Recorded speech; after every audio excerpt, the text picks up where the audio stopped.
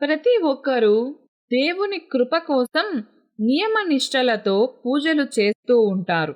అయితే పూజ చేసే సమయంలో కొన్ని నియమాలను పాటించటం వల్ల రెట్టింపు ఫలితాలను పొందవచ్చు. వాటి గురించి ఇప్పుడు మనం వివరంగా తెలుసుకుందాం. పూజ గదిని శుభ్రంగా ఉంచుకోవాలి. చాలామంది ముందు రోజు పూజ చేసినటువంటి పువ్వులు, అక్షింతలు లేదా ధూపం, అగరవత్తులు, కాలిపోయిన బూడిద ఇలాంటివి అలానే వదిలేసి పూజ చేస్తూ ఉంటారు. అలా చెయ్యకూడదు.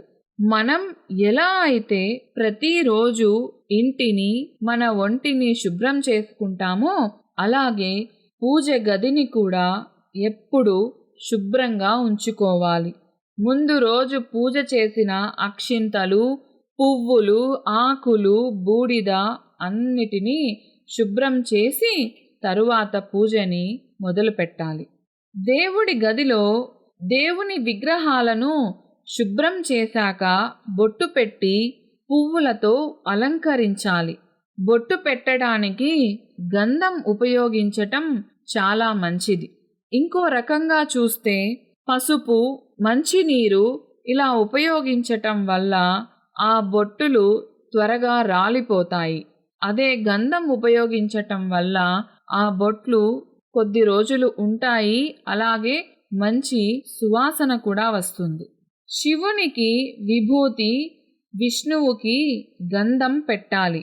దీపారాధన చేసేటప్పుడు నూనె పోసాక ఒత్తులను వేయాలి. దీపారాధనకు వెండి లేదా రాగి లేదా బంగారు కుందులను వాడితే మంచిది. కుందెలో 3 ఒత్తులను వేసి వెలిగించాలి. ఒక ఒత్తి వేసి వెలిగించకూడదు. కుందెను కింద పెట్టకుండా పళ్ళెం లేదా తమలపాకులో పెట్టాలి.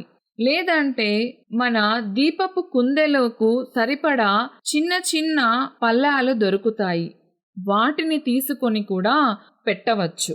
దీపం వెలిగించిన తరువాత దీపానికి బొట్టు పెట్టి అక్షంతలు మరియు పువ్వులు ఉంచాలి.